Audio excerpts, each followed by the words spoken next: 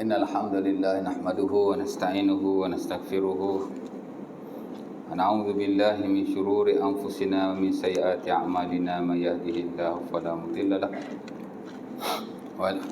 ومن يضلل فلا هادي له أشهد أن لا إله إلا الله وحده لا شريك له وأشهد أن محمدا عبده ورسوله اللهم صل على محمد وأزواجه وذريته كما صليت على آل إبراهيم إنك حميد مجيد وبارك على محمد وعلى أزواجه وذريته كما باركت على آل إبراهيم إنك حميد مجيد. Syukur kepada Allah Subhanahu Wa Taala kerana pada malam ini kita dapat sama-sama berkumpul untuk kita sambung kuliah kita yang telah lalu, yang kita tinggalkan pada 2 bulan yang lepas ya. Bulan lepas tak ada kuliah, saya nak masuk buat cuti sebulan ni. Hari ni baru pergi sekolah, baru kerja hari ni dah. Bulan tak kerja, ada buat operation sikit.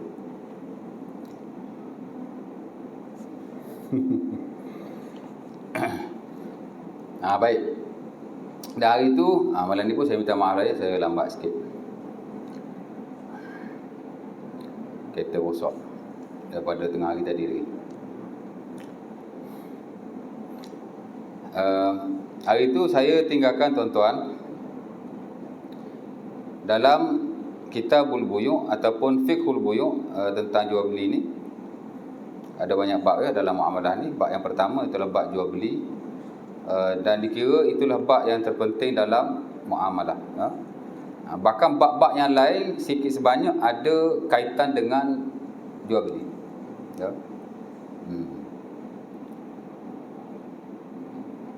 Hak terbesar lah jual beli ni, hak terbesar. Hak kita nampak, hak kita duk jual, hak duk beli kat kedai-kedai saja.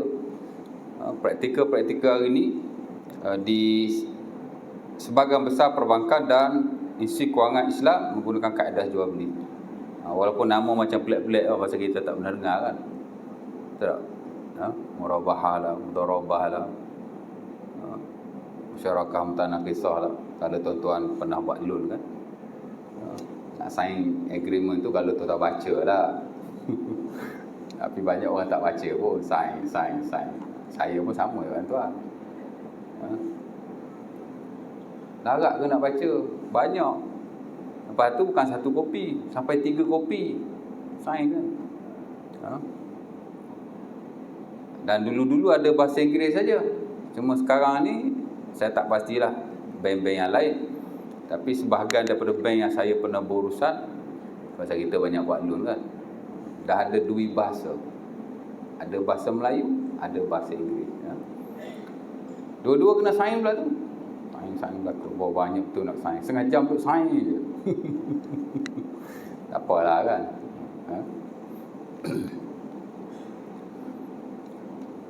Nama macam kita tak pernah dengar lah, pasal itu istilah dalam bahasa Arab.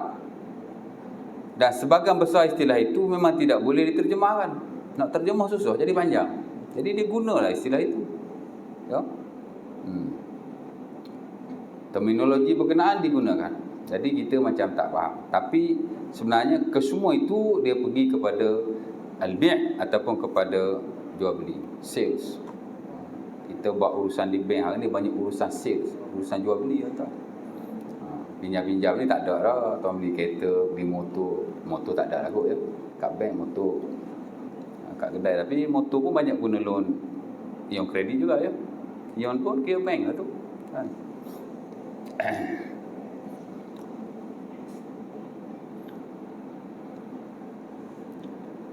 Terma-terma dimulakan adalah terma jual beli. Jual beli belaka tu ya. Dia tak guna istilah pinjaman ya. Sebab itu ada seorang konsultan lah. Bila dia tengok video saya yang saya masukkan dalam Facebook, yang saya potong-potong, saya masuk dalam Facebook tu, dia tegur saya dalam Messenger. Dia kata, "Ustaz, jangan guna istilah pinjaman. Because kita dalam banking and Islamic finance tak guna pinjaman. Kita guna jual beli. Guna perkataan pembiayaan, financing. Jangan guna loan. Terma loan tidak ada lagi. Guna perkataan pembiayaan." Sebab tu kita tengok dalam iklan-iklan ya, pinjaman peribadi tak ada dah, pembiayaan peribadi, personal financing, betul tak? Pembiayaan perumahan, ya, home financing ataupun house financing. Dia tegur saya lah, pasal kita dah biasa guna pinjam kan. Ya. Baik, kita dah bincang itu tentang rukun 1, 2, 3, 4, 5 atau tuan masih ingat. Kemudian kita dah masuk juga syarat. Syarat ni sebenarnya huraian kepada rukun, kerana setiap rukun itu ada syarat-syaratnya. Contoh, rukun yang pertama penjual, rukun yang kedua pembeli. Jadi dalam syarat tu dinyatakan apakah keperluan yang perlu ada pada penjual dan pembeli, yang saya sudah hurai secara panjang lebar kepada tuan-tuan, walaupun poin dia sikit saja. Penjual dan pembeli mestilah orang yang berakal. Ya, saya dah sebut itu. Saya dah hurai panjang lebar. Tak sah jual beli orang gila, tak sah jual beli orang yang hilang akalnya, tak sah jual beli orang yang tidur. Mana tahu kan, tengah tidur pergi beli kan. Tidak sah apa-apa urus niaga, muamalah, termasuk jual beli dan lain-lain. Orang yang belum balik itulah kanak-kanak. Itu yang standard dalam mazhab Syafi'i dan di sisi majoriti para ulama. Tapi hari ni kita tak guna sangatlah yang itu. Tidak susah anak kita kan, nak pergi kantin, pergi sekolah nak beli kantin macam mana? Kalau ikut mazhab Syafi'i haram. Budak tak boleh bawa duit langsung kau nak kira tu. Pasal dia tak boleh melakukan any transaction kan? Ya, kita guna dalam mazhab yang lain. Kanak-kanak yang belum balik boleh melakukan urus niaga, jual beli dalam hal yang kecil-kecil, RM1, RM2, ya, boleh lah. Tapi kalau RM100 besar, tak boleh. Kan? Dengan syarat diizinkan oleh walinya.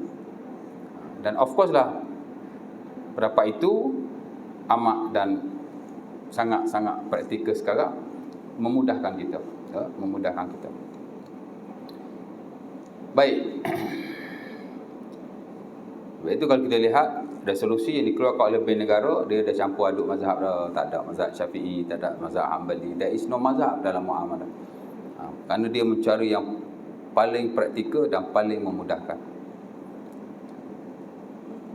Dan sebab utama juga dalam muamalah ni banyak ijtihad. As long as dia tidak menyalahi nas secara jelas.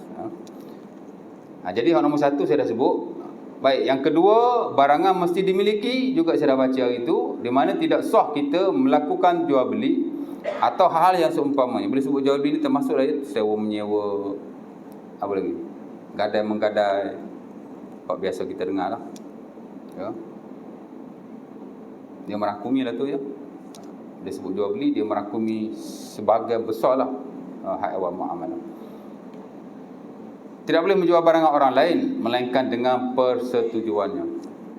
Barangan mesti dimiliki. Ayakunal mal mamlukan, itu istilah dalam bahasa Arab, dalam mana-mana buku fiqh, ya. Kita mesti memiliki barang berkenaan. Ayakunal mal mamlukan lil bai', hendaklah harta yang diurus niagakan itu dimiliki, mamlukan lil bai', oleh si penjual, ya. Dalam arti kata lain, itu dia punya harta, ownership dia punya, ya. Dan dia tidak boleh menjual barang yang bukan dia punya. Dengan arti kata lain, dia jual barang yang dimiliki oleh orang lain, melainkan dengan persetujuan tuannya. Yang kita sebut hari ni wakalah, kita mewakilkan, ya. Dalam bank banyak guna wakalah kan. Boleh kata semua transaksi ada wakalah. Kita beli rumah, ada 3-4 akad yang dilakukan. Salah satu mesti wakalah. Beli kereta pun ada wakalah. Beli rumah ada wakalah. Wakalah ni kita mewakilkan.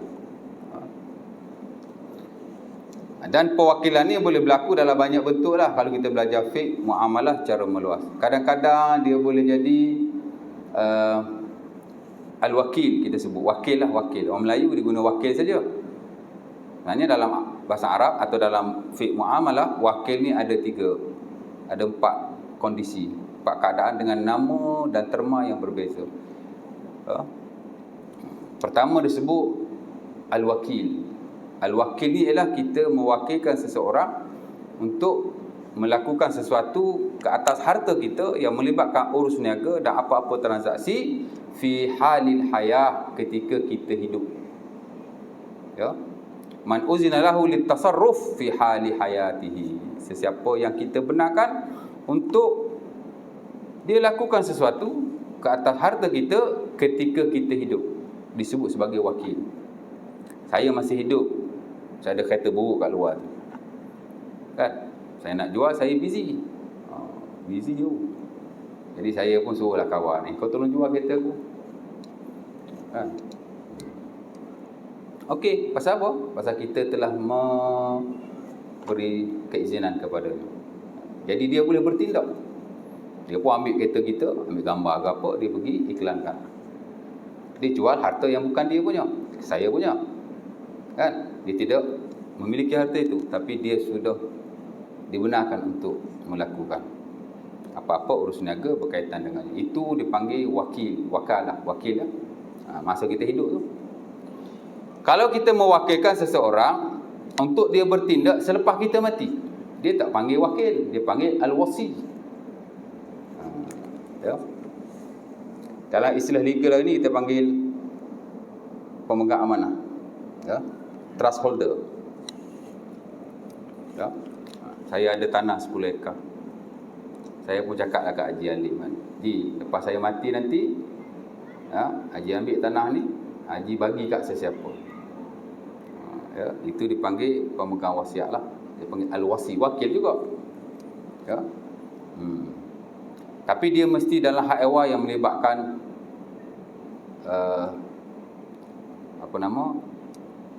sedekah lah. Wasiat. Al-wasi, orang yang menguruskan harta kita selepas kita mati, tapi dalam konteks wasiat. Kita tak boleh pesan ke dia, Ji, lepas saya mati nanti Haji ambil kereta ni, Haji jual. Tak boleh lah, sebab bila kita dah mati, harta tu bukan kita punya, dia harta penanggung pusaka. Tapi kalau kita pesan kat dia, Ji, kalau saya mati, kereta ni Haji ambil, Haji pergi sedekah, itu boleh. Dalam konteks wasiat saja kita boleh mewakilkan seseorang selepas kita mati. Lain pada konteks wasiat tidak boleh. Kerana once kita mati, harta tu bukan kita punya. Harta tu adalah pemilik waris-waris yang menanggung pusaka. Faraid lah, mati kita tuan-tuan. Dia terus pergi kepada faraid. Tak payah nak akak-akak, nak buat kontrak, tak payah. Automatically pergi kepada pemegang-pemegang faraid. Jadi kita boleh mewakilkan seseorang ketika kita hidup, apa sahaja. Tak ada hal lah pasal harta kita. Tapi once kita mati, ataupun kalau kita nak wakilkan dia selepas kita mati, itu dipanggil pemegang wasiat, trust holder. Dia hanya menjalankan tanggungjawabnya untuk menyerahkan harta itu kepada siapa kita nak beri. Kalau kita nak wasiat kat dia, jual, tak boleh. Haji, saya mati nanti, Haji jual kereta ni, Haji bagi kat fulan bin sebulan, boleh bagi kat orang. Tapi nak jual, nak dapat duit tu untuk di luar konteks sedekah, tidak boleh. Nampak? Tapi nak cerita, bila kita wakil selepas kita mati, dia tak panggil wakil lagi. Nak panggil pun tidak salah, tapi istilah fiqh dia panggil al-wasi, pemegang wasiat. Ya. Dan kita boleh melantik siapa sahaja yang kita rasa dia ni baguslah, orang yang amanah. Tapi hari ni banyak orang nak buat wasiat, dia senang panggil peguam syar'i lah, senang. Ya. Ada hitam putih, ya, bayarlah sikit tuan. Tak mahal pun. Tak mahal.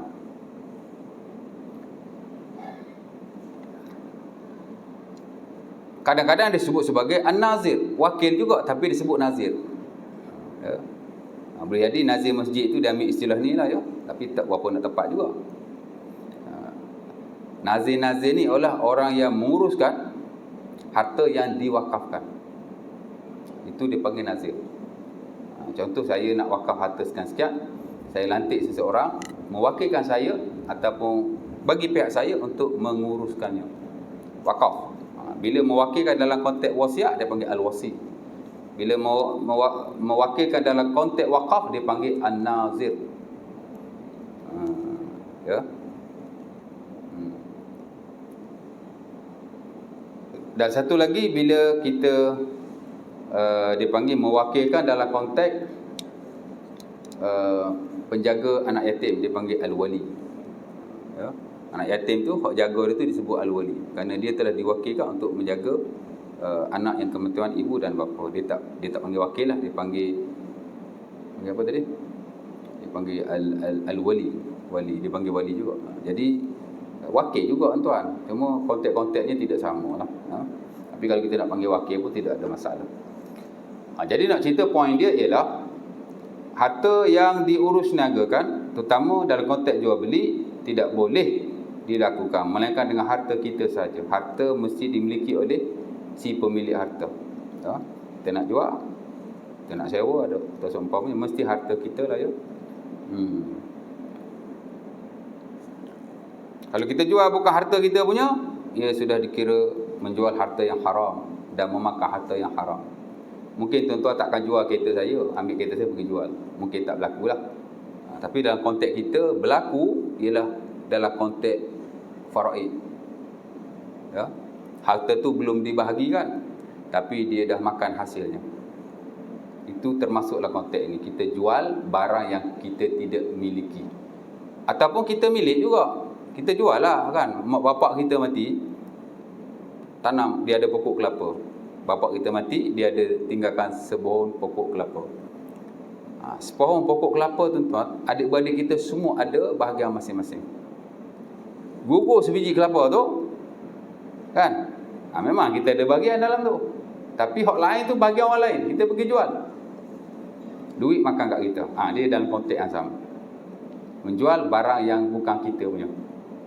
Dan dia termasuk dalam perbuatan yang haram, dan harta tu dikira memakan harta yang haram. Itu banyak berlaku. Saya mana tempat saya pergi semua mengadu hal yang sama.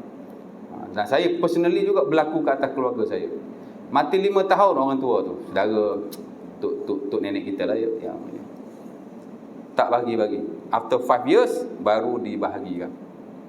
Dia ada dusun durian, dia ada dokong, dia ada petai. Siapa yang makan? Tu yang duduk di tanah itu, yang jual. Dulu masa arwah mula-mula meninggal, dia wawakan juga ke adik-beradik. Marilah durian dah masak, marilah ni dah masak. Lepas 2-3 tahun larat nak WhatsApp aja. Tak larat tuan. Kan? Jangan biar kita jahat macam mana pun, jangan ambil harta orang lain. Ya.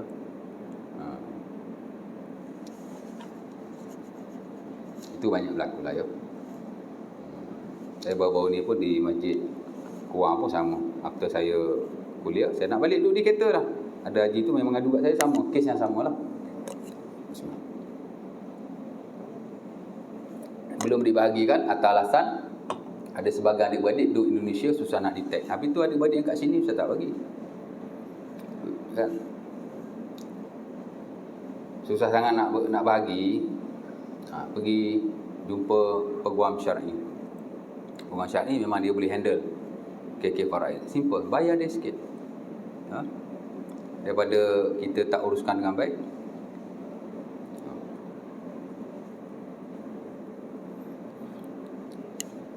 Ada satu kes pun di Kuala Selangor, sama juga kes dia. Bapak dia mati, tinggal tak luas semua harta, setengah hektar je tanah kan. Adik-beradik 4-5 orang dengan mak tiri. Mak tiri tu bubuh nama anak dia saja. Anak dia, arwah ni mati, arwah ni ada 2 isteri. Isteri pertama ada 4-5 orang anak, isteri kedua ada 3 orang anak. Bila dia mati, dia meninggalkan isteri yang kedua tu lah. Isteri kedua tu tak tahu macam mana dia pergi taruh nama anak dia saja, 3 orang. Suami dia ada anak lain 4 atau 5 orang. Dia pun ni tak tahu. Dia tak tahu. Yalah, orang kita kadang tak ambil berat. Bila nak buat rumah, nak geran, tengok baru ada nama kawan tu. Geran lama tak ada, geran baru dah ada. Saya ada, mana nama adik-adik aku ada? Yang ni saja. Tengok dia kalih pergi. Saman kan, buat keluar duit banyak ribu kat seorang-seorang. Saya ingat dia habis 20,000 untuk kes ni saja. Alah, tanah setengah hektar memanglah tak mahal mana pun, tapi dah habis duit kan. Tapi tak apalah, selesailah. Tapi jadi keluarga berpecah belah, bermasam muka. Of course bergaduh, tak bercakap. Dan duit pun terbang. Kalau 4 orang adik-beradik, pasal nak saman adik-beradik yang mak semua lagi ni, nak settlekan ni. Jadi kalau 20,000 bagi 4 orang, tak 5,000 seorang. Saya ingat 5-6,000 seorang keluarkan duit.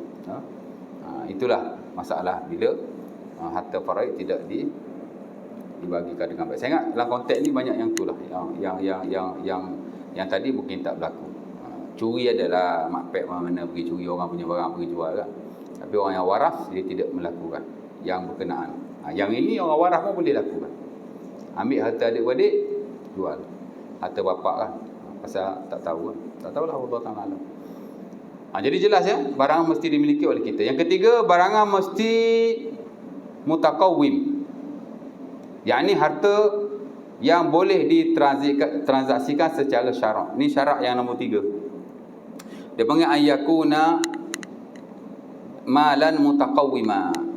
Harta tu mesti harta yang boleh diniagakan secara syarak, ataupun dalam istilah fiqh kita panggil mutakawwim. Kalau tuan-tuan masih ingat 3 years ago, awal-awal dulu bila saya bincang tentang jenis-jenis harta, saya dah sebut harta ada 2 jenis. Satu mutakawwim, satu tidak mutakawwim. Mutakawwim ni adalah harta yang boleh ditransaksikan, dibenarkan oleh syarak. Banyak semua benda yang, hampir semua benda yang ada di hadapan mata kita, semua ada mutakawwim. Melainkan beberapa sahaja yang tidak mutakawwim, yang tidak boleh diniagakan kerana dilarang oleh syarak.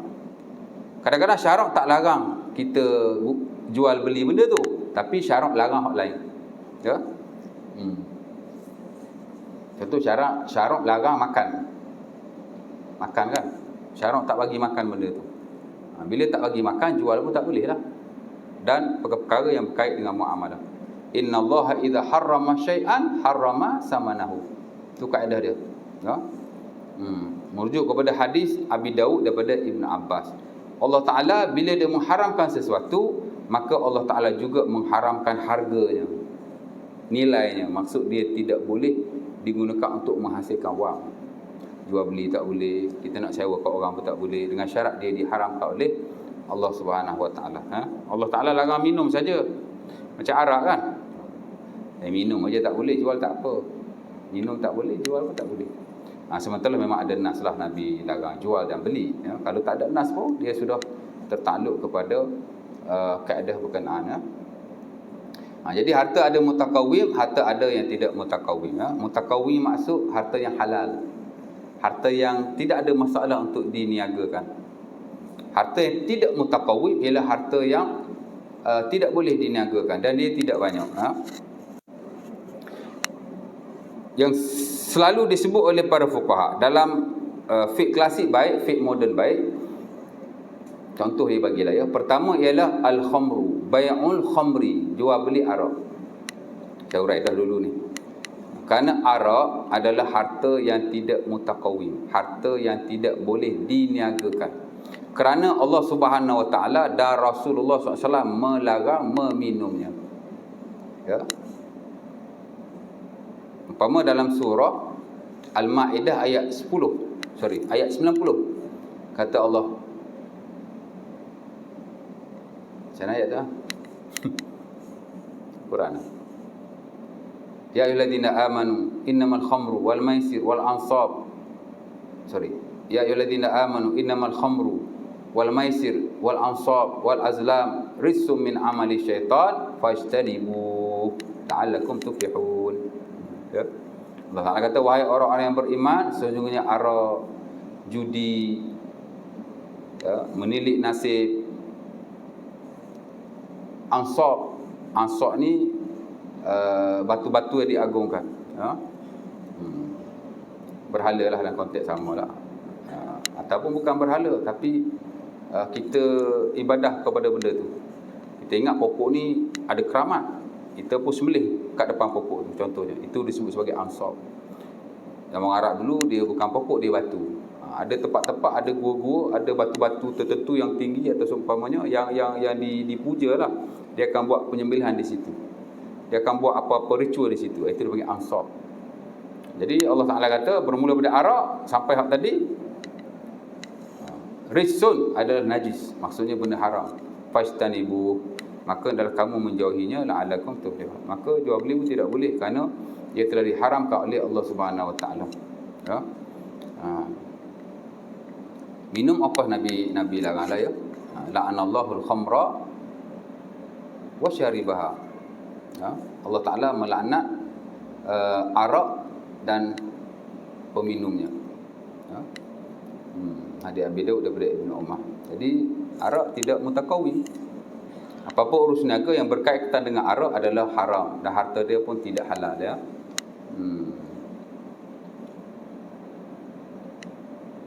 Mungkin ada negara yang ada kilang arak.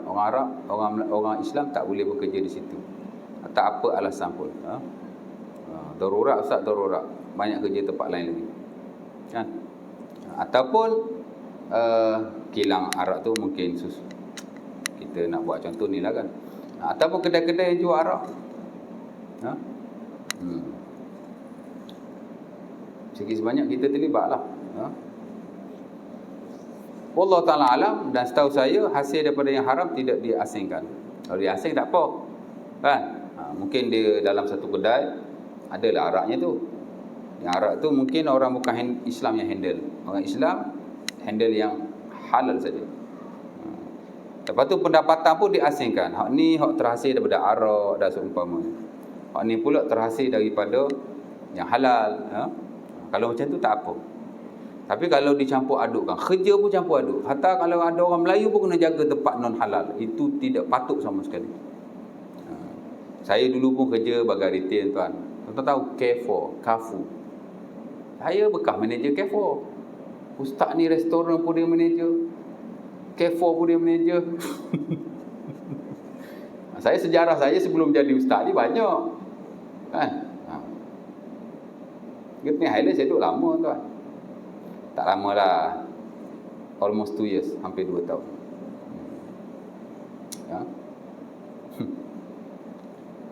Kan?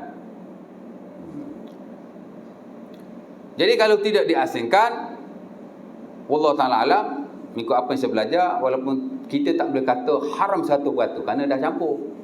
Termasuk saya kerja kat situ juga dulu. Tapi dia termasuk dalam harta yang syubhat. Kerana sudah bercampur antara halal dan haram.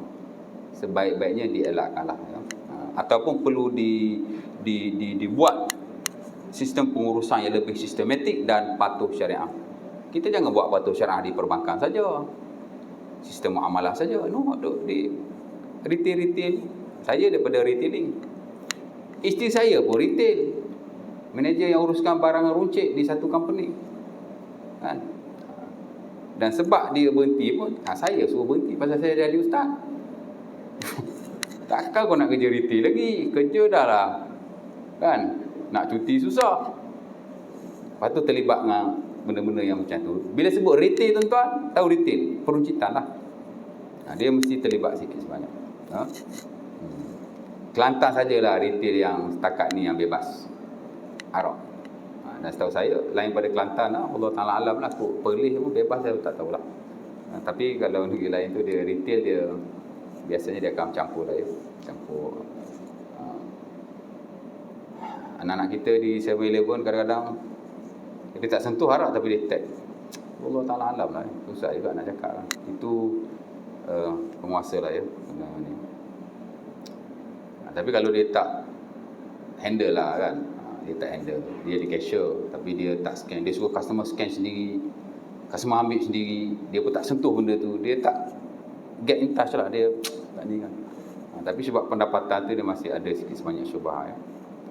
Kalau ustaz cakap ustaz, gaji kita pun sama kat ustaz. Mana dia asingkan halal dan haram ya? Betul tak? Sikit sebanyak ada syubhat juga. Allah Ta'ala alam lah. Saya nak cakap lebih-lebih. Dia kena ada satu seminar yang khas. Harta halal dan harta haram. Dari sudut pengurusan. Daripada peringkat bawahan yang peruncitan tadi sampai ke peringkat kenegaraan. Allah Ta'ala alam, setahu saya kerajaan pun tidak mengasingkan antara pendapatan yang halal dan haram. Kalau cakap benda tu dia jadi panjang ya. Tapi kita ada gambaran umum dan basic idea sudah cukup. Selagi mana kita boleh elak, kita elakkan ya. Dan cari kerja yang lebih baik ya. Baik. Arak contoh yang biasa kita dapati, dia harta yang tidak mutakawin. Sebarang urus niaga yang berkaitan dengannya mestilah ditinggalkan. Ya. Lagi al-maitah, ya, bangkai juga adalah contoh di sisi ulama Islam bahawa ia adalah harta yang tidak boleh ditransaksikan sama sekali. Maitah ni ialah haiwan yang mati tanpa sembelihan yang diharuskan oleh syarak. Mati kena langgar kereta ke, ya, mati apa-apalah, tapi kita tak sembelih secara syar'i. Dia mati sembelih, tapi non-Muslim yang sembelih, selain daripada orang Yahudi dan Nasara, maka dia tetap dianggap sebagai bangkai. Tapi kalau orang Yahudi Nasrani sembelih, kita boleh makan, ya, as long as dia tidak menyebut nama selain Allah. Jadi ia termasuk dalam harta yang tidak mutaqawim, al-maitah. Maitah ni apa, bangkai lah, ya, tak boleh dijual. Termasuk dalam konteks maitah juga, tuan-tuan, haiwan-haiwan yang tak boleh dimakan lah. Biawak, tuan-tuan pergi nak tahan kijang, lah masuk biawak tu dalam perangkap, takkan nak biarkan kot, rugi je. Balik-balik jual kat member kita acong. Tak boleh, ya. Bila Allah Ta'ala mengharamkan sesuatu, maka Allah Ta'ala akan mengharamkan, atau Allah Ta'ala melarang juga untuk dia ditransaksikan. Tak jual ustaz, saya bagi free. Bagi free pun kalau boleh elakkan. Kerana sebenarnya walaupun dia non-Muslim, sebenarnya dia dilarang juga buat benda-benda yang dilarang dalam agama, kan? Mengikut majoriti para ulama, orang bukan Islam esok-esok dia akan diazab oleh Allah Subhanahu Wa Taala bukan kerana hanya dia tidak beriman semata-mata, tapi kerana dia juga tidak solat, dia juga tidak zakat, dia juga tidak haji kalau dia mampu, dia juga tidak melakukan perkara yang disuruh yang lain-lain. Dan jika dia juga melakukan benda yang haram, dia minum arak, berdosa juga dia tu. Dia makan biawak kan, kita je orang Islam tak boleh makan, mereka boleh. Di sisi Allah Subhanahu Wa Taala sama, mereka akan diambil tindakan, bukan kerana tidak beriman, tapi kerana dia buat benda-benda yang dilarang. Cuma kat dunia ni dia tidak ada hukum syarak untuk diambil tindakan ke atas mereka, tapi di sisi Allah dia tetap berdosa. Esok-esok orang kafir masuk neraka,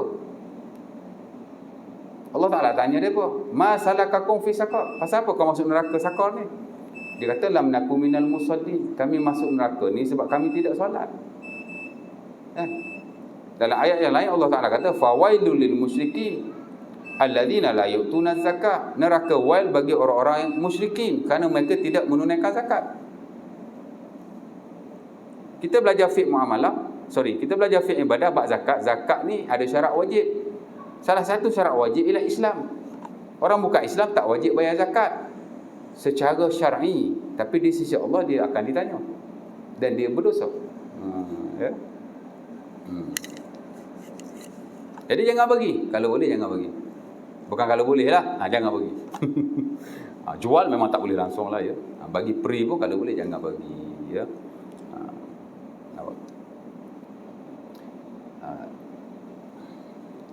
Najis ustaz. Najis pun dalam konteks yang sama lah, ya. Cuma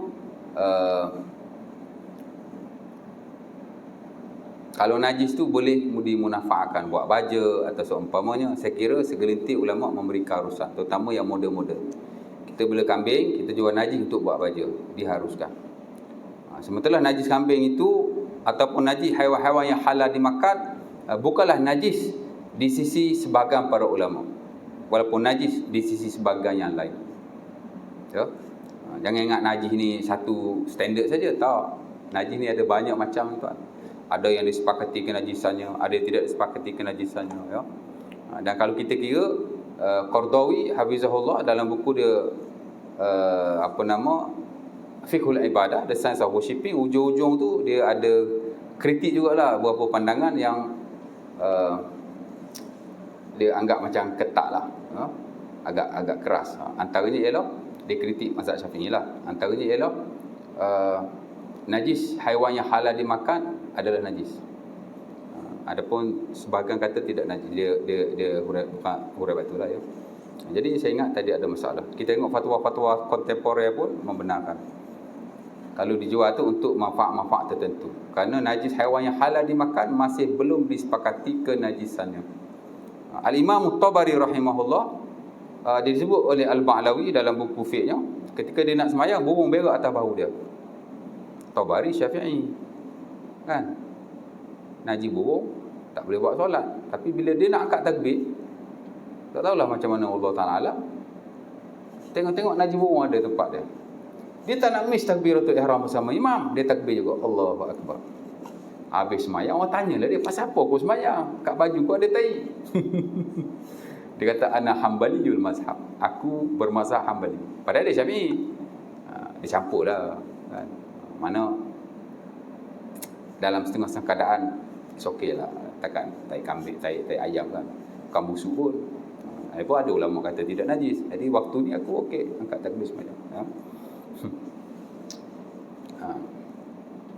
Lagi yang ulama bagi contoh lagi apa dia? Hatta tidak mutakawim. Anjing pun tidak mutakawim. Walaupun dibenarkan menggunakan pada waktu-waktu tertentu seperti berburu untuk keselamatan dan seumpamanya. Tapi jual beli anjing dilarang oleh majoriti walaupun segelintir membenarkan. Kalau jual saja-saja tak bolehlah, haram. Tapi kalau jual kerana ada urusan lain seperti kita nak buat berburu, boleh tak beli? Majoriti kata tak boleh, buru pun tak boleh. Habis tu minta saja. Tak boleh ada apa-apa transaksi. Tapi kalau Maliki dia benarkan. Macam mana nak minta saja? Orang nak bagi free ke? Tak logik kan? Bolehlah jual sebab benda ni ada tujuannya. Tapi majoriti melarang jual beli anjing ya. Syafi'i memang tak boleh lah ya. Dan contoh lain yang dibuat oleh para ulama juga, jual beli alat-alat muzik juga haram. Kerana muzik di sisi hampir keseluruhan para ulama adalah haram. Begitu juga dengan lagu-lagu yang diiringi muzik, samalah. Ya. Lagu ni dia ada dua. Satu lagu saja-saja, tak ada muzik. Nyanyi saja-saja, tapi bukan nyanyi benda haram lah. Nyanyi duk puji Siti Nurhalizah ke, tak boleh lah. Memuji wanita haram ya. Nampak? Ataupun nyanyi hok melalaikan tak boleh lah. Tapi nyanyi sesaja. Nyanyi hok macam kanak-kanak nyanyi tu kan, kita nak nyanyi lah. Anak-anak tak apa, dia budak kita nyanyi. Nyanyi tanpa alat muzik makruh di sisi majoriti. Yang kata harus Hanafi saja, dia longgar sikit, dia kata harus. Kalau Syafi'i makruh. An-Nawawi sebut dalam Radhut Talibin, menyanyi ni ada dua. Dia kata al-ghina qisman, ma yaqa' bi ghairi alah wa ma yaqa' bi alah. Fa amma al-qismu awwal fa makruh wa tsani haram. Atau kama qala. Dia kata menyanyi ni ada dua. Satu nyanyi saja-saja, tak ada alat muzik, dan dia tidak terlibat dengan nyanyian lafaz-lafaz yang haram.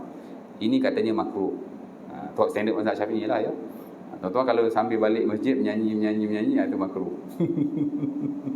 Rasa sayang tak tahu maksud apa kan. Nyanyi nak hiburkan hati, dia makruh saja, dia tidak haram. Tapi tidak haruslah makruh. Kalau Hanafi dia kata harus, lidaf'i wahsyatin nafs. Kerana diri kita ni kadang-kadang akan rasa bosan, maka kita nak hilangkan kebosanan diri. Bolehlah menyanyi, apa masalah dia kata. Kan? Tapi majoriti kata makruh. Hanbali pun kata makruh, Makliti kata makruh. Tapi kalau menyanyi guna alat muzik, maka keseluruhan mereka mengatakan haram. Tak boleh lah. Alat muzik dulu dia macam-macam ya. Sama lah dalam konteks hari ni. Jadi kita yang nak guna muzik hari ni, kita dah tak rujuk ke empat-empat mazhab yang muktabar itu. Kita tak rujuk Hanbali, Syafi'i, Maliki atau Hanafi. Kita guna apa? Kita guna Ibn Hazm Al-Andalusi daripada mazhab Az-Zahiri. Dia adalah satu-satunya ulama yang mengatakan bahawa muzik ini selagi mana tidak melibatkan perkara yang haram, ia adalah harus. Beliau seorang saja. Dalam bab lain dia banyak ditentang, tapi dalam bab ni kena ikutlah, pasal kena dengan kita kan. Tapi alatul lahwi, alat-alat muzik adalah alat-alat yang tidak dibenarkan untuk dijual beli. Kalau jual beli dia tidak sah dan dikira memakan harta yang haram ya. Adalah dalil-dalilnya panjang lebar. Yang tak perlulah saya sebutkan. Tuan-tuan nak tengok tentang huraian muzik, tuan tengok dalam surah Luqman ayat ke-6. Ada buku tafsir kan? Tuan-tuan tengok sendirilah. Kalau ada tafsir lah, ada terjemahan, tak ada lah. Tuan-tuan tengok tafsir kat ada belakang kan, tafsir Ibn Katsir ke apa, Qurtubi ke belakang pun ada kan. Tuan-tuan tengok surah Luqman ayat ke-6. Wa minan nasi may yashtari lahwal hadits yudilla an sabilillahi bighairi ilmin wa yattakhidhaha huzwa ulaika lahum azabun muhin. Tu ayatnya. Ayat ni diturunkan menurut para sahabat radhiyallahu taala anhum kerana muzik. Pada zaman Rasulullah sallallahu alaihi wasallam, orang suka beli hamba yang pandai menyanyi. Dia ada harga yang lebih lah berbanding yang lain. Yalah, kita hamba kan, nak yang, kalau perempuan nak yang cantik, nak yang macam-macam kan. At the end nak yang pandai menyanyi. Dia panggil al-mughniyat. Al-mughanniyat. Ya. Jadi hamba tu dah pandai menyanyi, dia menyanyi lah. Akhirnya Allah Ta'ala turun ayat tu. Bila Allah Ta'ala turun ayat tu, Nabi pun bersabda, la yahilul ta'limul mughniyat wala syira'uhunna wala bai'uhunna wala ittikhadhuhunna. Ya. Wa fi dhalika unzilatil ayah wa minan nasi may yashtari sampai habis. Ha? Hadis tu hadis apa ya? Hadis Abi Umamah Al-Bahili yang diriwayatkan oleh Imam Tirmizi dan selainnya. Hatta Imam Tirmizi dia buat satu bab karahiyah bi al-mughniyat. Bab larangan jual beli hamba-hamba yang pandai menyanyi. Dia hadis itulah ya. Dan dia kata hadis ni hadis yang hasan, tak silap saya. Jadi Nabi kata jangan sekali-kali ataupun tidak halal kamu mengajar hamba-hamba menyanyi. Dan bila dia menyanyi, kamu tidak boleh menjualnya, kamu tidak boleh membelinya, dan kamu tidak boleh mengambilnya untuk bersama kamu.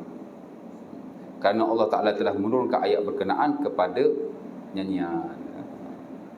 Itu salah satu lah ya, banyak lagi jadi yang lain. Ada ulama karam buku khas ya, tentang nyanyian ya. Jadi alat muzik termasuk harta yang tidak mutakawin.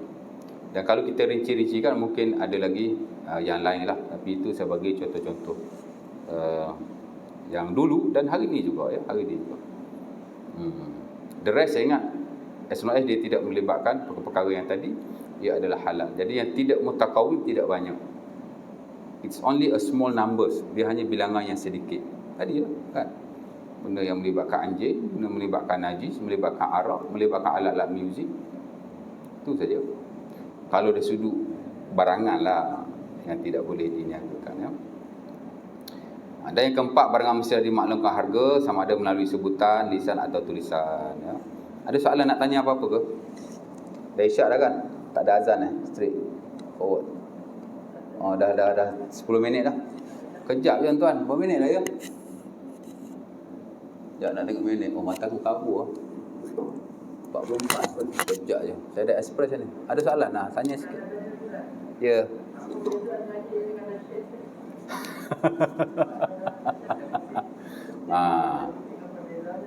Nasyid kira hak tadi harus. Lafaznya bukan lafaz yang haram. Alat muzik dia pun bukan alat-alat muzik yang tidak dibenarkan, gitar atau seumpama. Tapi kalau gitar haram lah. Dia alat muzik ni dia yang tak boleh, orang kata dia ada list dia tau. Pertama yang tak boleh, kalau dulu dah dia punya ud ni sejenis alat macam gitar hari ni. Dia ada tali. Jadi semua alat-alat bertali adalah haram di sisi hampir keseluruhan para ulama. Ya. Dia panggil ud. Ada juga yang disebut sebagai mizmar seruling. Seruling ni ialah bunyi yang terhasil daripada tiupan ke atas satu benda yang ada lubang. Dia panggil mizmar. Ya. Dia ada banyak nama jugalah tuan. Saya pun tak ingatlah nama-nama alat-alat muzik. Zaman dulu yang kalau dalam konteks hari ni dia lebih kurang saja. Alat tu mungkin dah berkembang, dah maju, dia lain. Tapi asas dia memang daripada yang klasik. Zaman dulu gitar tak sama zaman hari ni, tapi dia sama. Dia kayu dia potong, dia taruh, dia potong bagi nipis, dia taruh tali. Gitar lah tu. Sekarang dia tak pakai kayu, dia pakai plastik ke apa benda kan. Dia kurang lah. Ada satu lagi nama macam-macam lah, nak cerita panjang kan. Tapi kalau kompang is okay. Pampang dia tidak ada masalah. Tapi kalau jenis yang bertali macam gitar dan seangkatan dengannya, ghazal lah apalah kan, ataupun yang ada seruling yang dengan sebab tiupan dia bunyi, atau tak kisahlah apa, jenis-jenis macam tu, dia adalah antara alat-alat yang haram lah ya. Jadi macam nasyid tu macam tu lah. Jadi lafaz dia tu mungkin okey. Muzik pun macam saya kata tadi lah, yang Ibn Hazm dia kata harus ya. Tuan-tuan nak terlepas daripada muzik, siapa-siapa pun saya ingat tak terlepas kot zaman hari ni. Siapa boleh hidup tanpa muzik hari ni? Dia kata dia hidup tu dia tak dengar muzik, ataupun dia tidak terlibat langsung dengan muzik. Semua ada handphone, confirm terlibat dengan muzik. Sebab tu hari ni pun banyak pendakwah-pendakwah yang terkini dia lebih merujuk kata muzik harus lagi mana tidak ada perkara yang haram. Itu pendapat Ibn Hazm lah, yang saya lihat agak bersesuaian lah dengan zaman hari ni. Kerana ada di atas dasar-dasar tertentu lah. Pertama, katanya hadis-hadis yang diriwayatkan berkaitan dengan muzik ini tidak sahih ya. Setengah orang dia tak suka bila kita kata sahih, tak sahih, sahih, tak sahih. Dia ada tujuan dia. Setengah benda yang kita lakukan hari ni kita ikut kerana nas tu tidak sahih. Sama lah konteks muzik. Nanah diriwayatkan tentang muzik tidak sahih. Ya. Yang kedua, ayat tu tidak jelas menunjukkan ia adalah muzik. Ia umum merujuk kepada perkara yang melalaikan. Lahwal hadis, kata-kata yang melalaikan. Boleh jadi muzik, boleh jadi other than muzik. Dia adalah hujah-hujah dia yang tersendiri ya. Yang tak sama dengan majoriti. Wallahu ta'ala alam. Saya pun tak boleh nak kata muzik tu halal, walaupun kita suka dengar. Kita tak boleh nak kata halal secara mutlak ya. Kerana kita pun tak belajar lanjut buat tu. Kan? Tapi sebaik-baiknya elaklah muzik-muzik yang melalaikan, elakkan ya. Dengar lagu-lagu dan muzik yang baik, insya-Allah harus, insya-Allah saya boleh kata begitu je lah ya. Sementara hari ni lagu dan muzik digunakan di pentas-pentas dan medan dakwah dan seumpamanya. Mungkin ada kepentingannya yang tertentu lah ya. Saya pun tak pernah semak tuan-tuan fatwa tempatan. Selangor kata apa berkenaan muzik, KL kata apa, saya tak pernah semak. Wallahu ta'ala alam. Saya tak pernah tengok. Kalau saya tengok pun saya buat juga. Kan? Saya pun terlibat dengan muzik juga. Wallahu ta'ala alam ya. Ada soalan lagi? Tak ada tak ada, kita solat lah insya-Allah ta'ala. Next nanti kita masuk syarat yang keempat lah ya. Barangan mestilah dimaklumkan harga secara sebutan atau tulisan. Dan barang tu sendiri mestilah barang yang jelas keadaannya. Tak boleh kita beli barang yang tidak jelas. Atau erti kata lain, tidak ada jahalah, ketidaktahuan berkait dengan hal yang kita urus niagakan. Dan of course tidak boleh terlibat dengan gharar. Gharar ni makna benda tu tak pastilah, dia panggil uncertainty. Dia mesti jelas, everything must be there. Dan kena ingat, sesiapa yang menjual satu barangan tanpa dia menjelaskan A to Z kepada si pembeli, ya, selain dia berdosa di sisi Allah, jual beli tidak diberkati, dilaknat oleh Allah Subhanahu Wa Taala dan para malaikat. Menurut hadis-hadis Nabi SAW. Saya baru-baru ni saya jual kereta. Saya cerita semua keburukan kereta saya pada si pembeli. 10 orang telefon, 10 tak jadi. Seriously.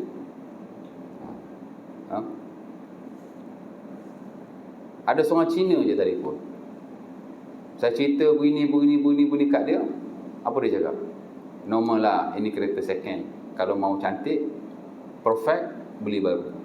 Saya memang akan spend 3 atau 4 ribu untuk nak repair kereta ni balik. Jual juga. Kan? Macam dululah ada satu surau Jumaat. Dia suka kutip derma masa khutbah Jumaat. Sini buat juga, saya tak tahulah. Saya tak sebut sini ya. Saya sebut surau lain. Saya sering solat di situ juga. Ya. Jadi saya sambil-sambil minum dengan SU dia.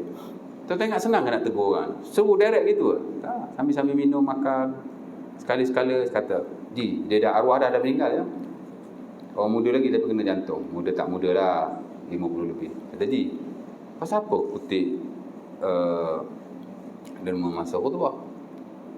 Kita belajar fiqh tuan. Kalau sedekah hari Jumaat yang digalakkan oleh para fuqaha ialah meletakkan tabung di pintu-pintu masjid. Tuj'an sanadiki sadaqah ala abwabil masajid, supaya tidak mengganggu orang-orang yang mendengar khutbah. Dia pun cadang dalam mesyuarat, semua tak setuju. Tapi dia bodek pengerusi. Tuan Haji, kita buatlah sekali. Alasan apa? Takut derma berkurangan. Itu je alasannya, lain tak ada. Nak cerita buat hukum makruh haram, dia orang bukan tahu. Betul tak? Ustaz tahulah. Kan? Ada hak buat pun tahu. Hak anjurkan tu, hak derma pun tidak tahu. Dia tahu bila tabung lalu dia akan bangsa, dia pun tak tahu benda. Kan semua orang ramai yang tidak tahulah. Jadi AJK pun tak tahu. Yang AJK tahu, kalau kita buat gitu nanti derma kurang nanti. Itu je. Tak apa dia kata, kita try 1 atau 2 Jumaat. Dia pun cuba buat. Tak bawa lagi tabung-tabung, tak tolak tabung lah. Sama je tuan-tuan. Setiap minggu dia dapat dalam RM3,000. Dia tak buat pun dapat RM3,000 juga. Sama saja. Ya. Saya kalau saya datang awal ke masjid, saya datang awal, kalau tabung lalu, sorry to say, saya takkan sentuh tabung. Orang sebelah akan ambil. Sebab saya datang awal, saya tak nak pahala saya jadi lara hanya kerana saya menderma saja. Nampak? Tapi itulah, kalau dia fiqh mazhab lain-lain ni, dia ada masalah juga. Macam tadi muzik lah kan. Oh, Ibn Hazm Az-Zahiri membenarkan muzik. Macam ni pun dia boleh lari waktu juga. Ibn Hazm membenarkan bagi sedekah masa khutbah Jumaat. Tapi tak ramai lah, ramai melarang. Jadi bukan kata apa, nak cakap begitulah ya. InsyaAllah ta'ala. Saya pun tak ingat pasal apa pergi bab sedekah Jumaat tu. Lupa dah. Ke situ pula perginya ya. Aku qauli hadza, assalamualaikum warahmatullahi wabarakatuh. Kita tutup majlis kita dengan tasbih kafarah dan surah Al-Asr.